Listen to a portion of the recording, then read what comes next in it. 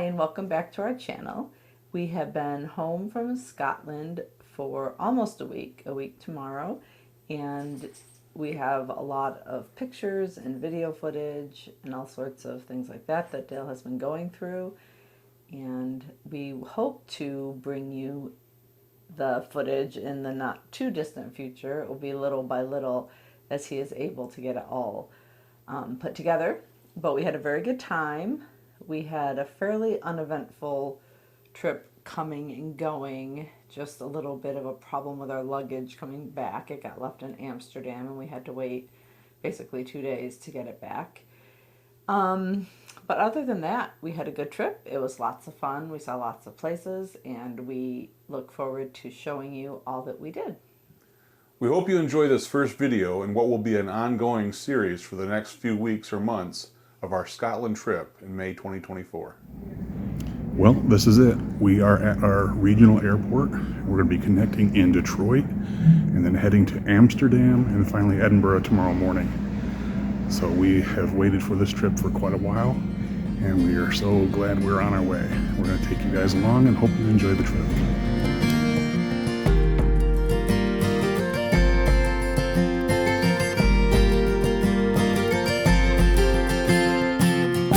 Before too long, we were boarding our small plane that would carry us to the Detroit Metropolitan Airport in Wayne County, Michigan.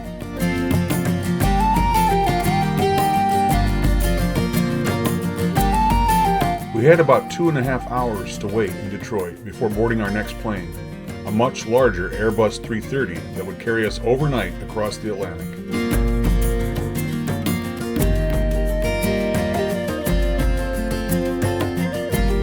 In the morning, we awoke to land at the busy Schiphol Airport in Amsterdam, where we had another short layover before making our final jump to Edinburgh, the capital of Scotland.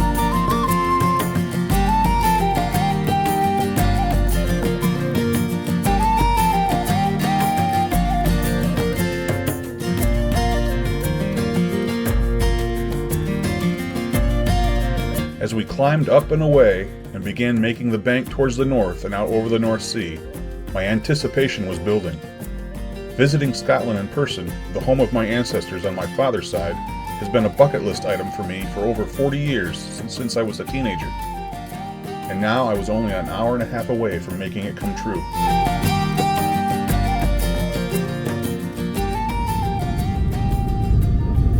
On the way, however, we entered some pretty thick low-lying cloud cover. Ironic over Scotland, right? Would we see the ground beneath us before we landed? Then the clouds parted, and there was Scotland below, finally in view.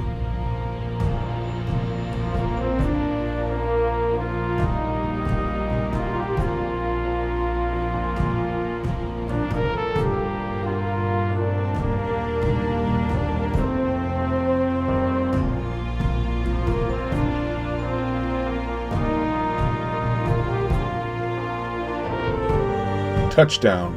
We were on the ground. Now it was the real beginning of our 2-week adventure.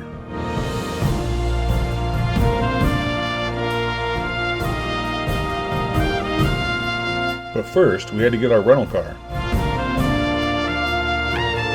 After some brief confusion as to where to go, which included some dragging of our luggage back and forth some distance while we figured things out, we finally found the location of the rental agency we used. We reserved a car through a local rental company called Arnold Clark, using an agency called Celtic Legend. I had heard great reviews for them on the travel forums I'd been on while researching and planning for this trip, and I'd have to say they did not disappoint. From the customer service to the quality of the vehicles available, we couldn't have asked for a better experience.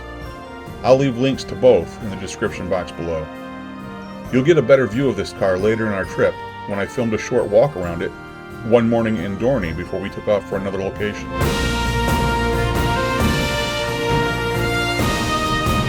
So, with our car collected, we headed north from Edinburgh Airport towards Fife and on to Perth. Hurdle number 1 was to get across the Queensferry Crossing Bridge. I had purposely planned for us to cross this bridge on day 1 of our 2-week trip, because Claudine does not like bridges, especially large, long, high ones. My initial plan for this trip had been to travel clockwise on the route I had mapped out, but that would have put this bridge towards the end of our vacation. I figured it was better to get this out of the way first, rather than have Claudine growing more and more anxious with each day that passed and not being able to enjoy the drive, so I switched to traveling counterclockwise around the country. As it turned out, the bridge was only one item that caused her anxiety. The driving itself, we would soon find out, would be stressful for her the entire time, even though she never had to drive herself. Just being a passenger was enough for her. I'll let her give more details on that later in our trip.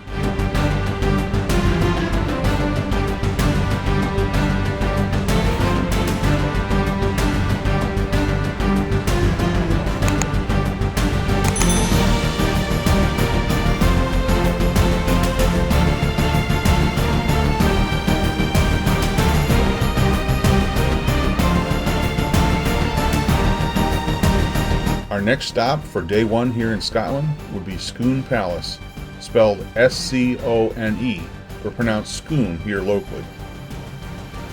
We hope you'll stick around and join us for our next video as we make this stop at our first location.